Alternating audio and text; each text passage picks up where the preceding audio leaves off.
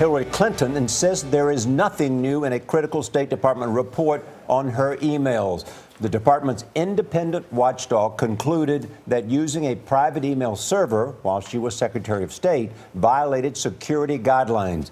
Clinton said she was just following the practice of her predecessors. Just like previous secretaries of state, I used a personal email. Many people did. It was not at all unprecedented. The report does say that other officials, including former Secretary of State Colin Powell, also made mistakes, but it singles out Hillary Clinton, saying, quote, by Secretary Clinton's tenure, the department's guidance was considerably more detailed and more sophisticated. The report also says diplomatic security personnel did not and would not approve her exclusive reliance on a personal email account because of the restrictions and the security risk in doing so. Now, that contradicts Hillary Clinton when she said last year, quote, what I did was allowed by the State Department. CBS News political director and Face the Nation moderator John Dickerson is approaching the table. Come on up, John. Hey, John. Good morning. Usually they drop me in from the ceiling. What did we learn? We learned a lot of things from this report yesterday. I want to get to the politics in a minute, but substantially, what did we learn from this report? Well, that Hillary Clinton hadn't been given the approval that she said she was given. And there's a difference when she says her predecessors. It's really one, Colin Powell. Yeah. And what's different here is the order of degree. She created an entire server outside the normal system. And that is different than Colin Powell. He didn't do that. It's the difference between running a few red lights and running every red light from here to Chicago. That's the difference in magnitude of what was done. And then finally, the first answer from the Clinton campaign here was that she had been within the spirit and the letter of the law. Creating your own outside server was not in the spirit or the letter of the law. So, John, put it in perspective. How big a deal is this really? I was at an event last night, and both Democrats and Republicans were quoting Bernie Sanders saying, I'm sick and tired of hearing about your damn emails.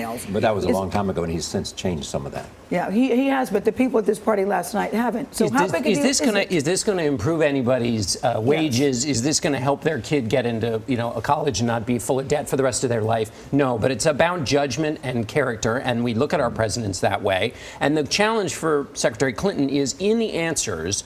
Are they going to raise new questions? In other words, when she says it was allowed and it was fine and I've been transparent, and then you have an inspector general, not just a political opponent, but an inspector general saying the opposite thing, people are getting a fresh, real-time test of whether the candidate is shooting straight with them.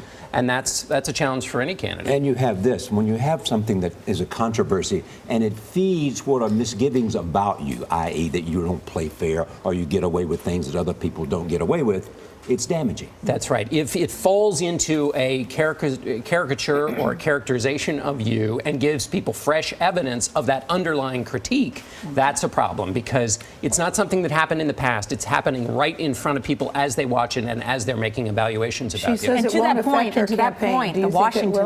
Do you think it will affect her campaign? I think it already has, and she's got to get out from under these questions about her truthfulness and her honesty, and this gives more fresh opportunities for her and her campaign to say things that are at odds with official responses. The Washington Post called this inexcusable, willful disregard for the rules. She did not speak with or be interviewed by the Inspector General. Her campaign has said she saved that for the FBI. Is there a deadline for that FBI investigation? The FBI said no, there's no deadline. And this is another thing. This is now two. You've got Inspector General and FBI. You never want to be running for presidency and have Inspector General and FBI in any conversation ever.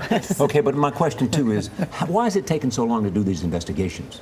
Some people would say because she held on to this for a long time and never told anybody that it existed. And then other people would say, well, it's the bureaucracy and that kind of thing, and there's a lot of stuff to go through. Finally, what's happening in the Trump campaign between Paul Manafort and Corey Lewandowski? Well, that's a management thing. I think one of the big things is he caught the fire truck faster than anybody thought. They still thought they were going to be fighting out a race here. So they had to get up to speed and be a national campaign faster than they thought. Are you having a bromance with Stephen Colbert? Second only to mine with you, Charlie. You lost credibility saying that you watch him in the morning instead of us. I'm just saying. I'm still a little hurt by that, but But with it's therapy, I'll be fine. But it's on before you're on, Gail. You see, I'm able to watch you in serial Okay, fashion. John Dickerson. Okay, John. Maybe we'll see you Sunday. Yes, On Face the Nation. Right. We'll speak. All right.